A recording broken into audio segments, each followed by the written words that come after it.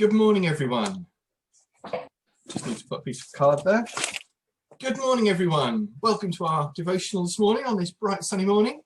It's my joy today to be able to lead us a bit further through Nehemiah. So today we have Nehemiah chapter 8, verses 13 to 18.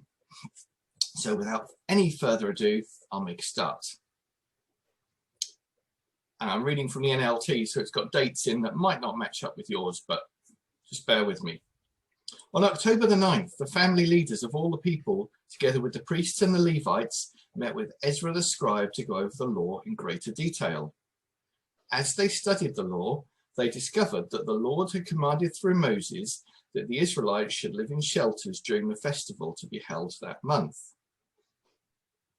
He had said that a proclamation should be made throughout the towns and in Jerusalem, telling the people to go to the hills to get branches from the wild olive, myrtle, palm, and other leafy trees.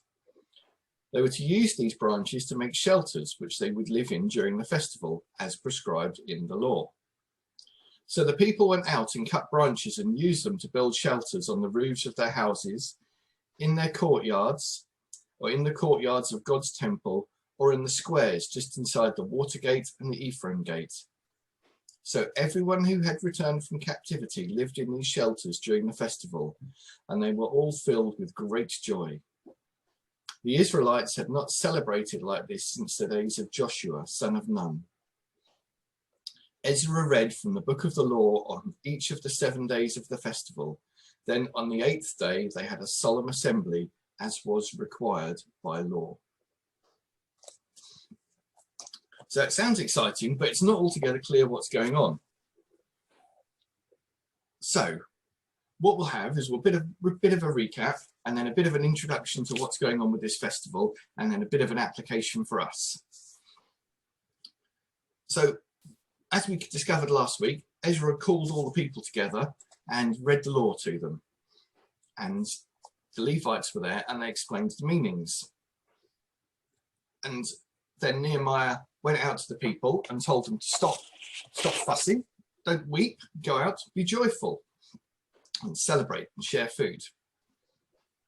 So in our passage, continuing on from that again, they meet again and they go through the law a bit more. So they clearly haven't got through all the law yet.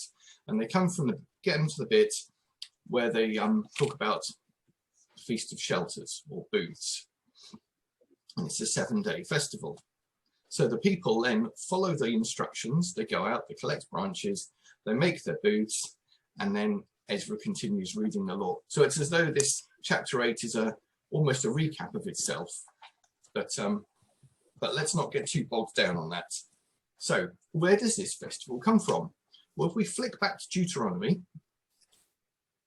chapter 16, God there gives instructions through Moses to his people. So the first celebration is going to be Passover, how it was to be celebrated, what they're to do, how they're going to celebrate it in the spring, and their people are remembering being brought out of Egypt. So this is an important festival for them, especially for those who knew people that were lost in the desert or were closer to the time. But it's a memory, a reminder of what God's done for them. And then we continue on the next festival of harvest. So this starts 7 weeks after the first cutting of grain, and it's a time to celebrate the harvest and God's bounty and honor God. And next one is the harvest of booths or shelters. And this comes after harvest, once the gathering and processing of grain is done. Pardon me. So it's a 7-day festival to honor God for the harvest that he's provided. It's a time to be happy and to share with everyone in the town. And it's a time to remember that God has blessed them greatly. So in chapter 16 of Deuteronomy, Moses writes that all the men should celebrate harvest. They should go to the temple and bring with them a gift for God. But that's not the whole of the story. A bit later on in Deuteronomy, in chapter 31, Moses commands the people that every 7 years during the festival of booths, they should read through the book of instruction, which I understand for us to be the law. And that means that no one can be excused of not knowing what the book of the law says. So just focusing here just on booths itself, we've got two things which we see happening in Nehemiah. The first one is that the people come together and they hear the reading of the law. And they're gathering together, they're hearing the law, which means that everyone gets sound teaching, everyone understands what God has said.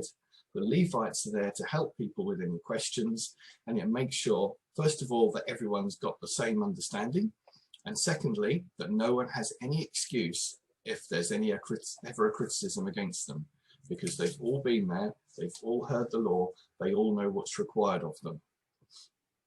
And the second one is the celebration of joy, that God has provided for them, that God has looked after them, and that God is still blessing them there and then. And I thought that actually that was a direct application for us today. We're going to be going back to church soon, in some form or other. We're all waiting this email later this week, but we've got two great big things here. We want to be joyful in the Lord. We want to be being thankful for what our blessings are and looking forward to spending time with him and with our friends and family there at church. But at the same time, we're wanting to receive that all important guidance to make sure that we've all got the same sound teaching, because we all know that both of these go very well hand in hand. If we focus too much on sound teaching without having any joy, it cannot be a nice place to live. If we focus totally on joy without sound teaching, we can risk falling into license. So we need to get that balance in our lives, in our church life, and then going forwards. And that is today's thought. Thank you.